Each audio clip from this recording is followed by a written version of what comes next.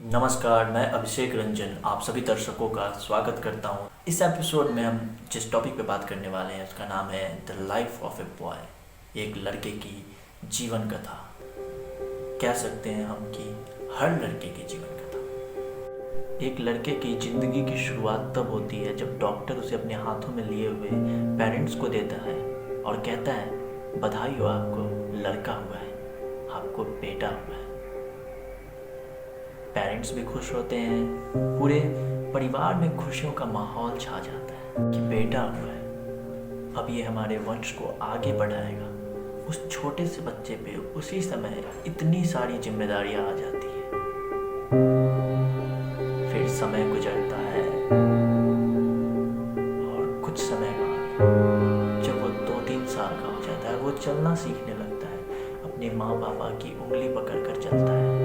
वो गिरता है, गिर के वो अपने मम्मी पापा की तरफ देखता है। वो रोता नहीं है, वो अपने माता पिता की तरफ देखकर ये सोचता है कि आखिर ये मुझसे कहेंगे क्या, अब कहेंगे क्या। और उसके माता पिता उसे यही बोलते हैं कि बेटा तुम्हें कुछ नहीं हुआ है, तुम नहीं रोगे क्योंकि तुम लड़के हो, लड़के रोते नहीं हैं, तुम्हें कुछ नहीं हुआ, उठो फिर से चलो। फिर समय गुजरता है, बच्चा थोड़ा और बड़ा होता है, स्कूल जाने लगता है।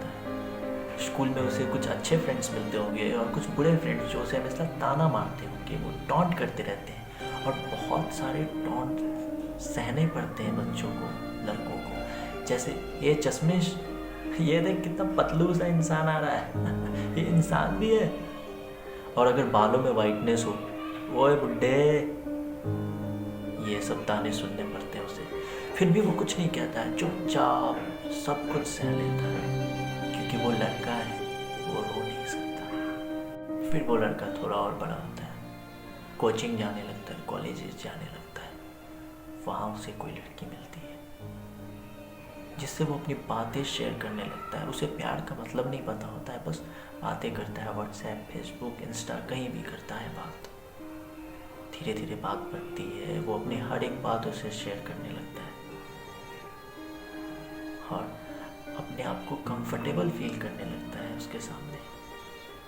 फिर मुश्किल वहाँ भी आ जाती है क्योंकि वो लड़का है।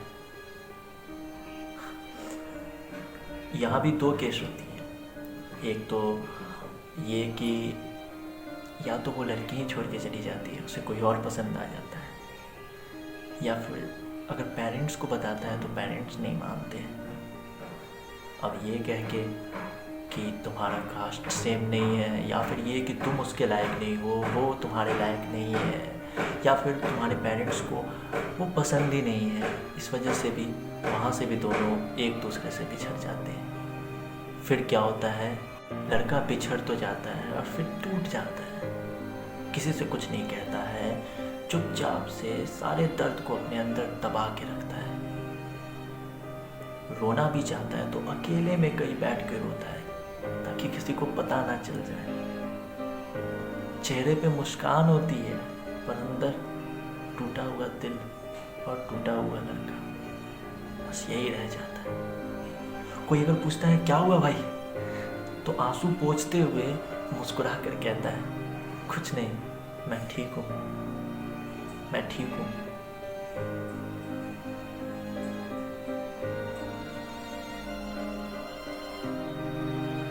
और फिर उसकी शादी करा दी जाती है किसी ऐसी लड़की से जिसे वो जानता भी नहीं है, पहचानता भी नहीं है, एक दूसरे से अनजान है दोनों। फिर भी चुपचाप से वो शादी कर लेता है और वहाँ भी वो यही कहता है, कुछ नहीं हुआ, मैं ठीक हूँ, बिल्कुल ठीक हूँ मैं।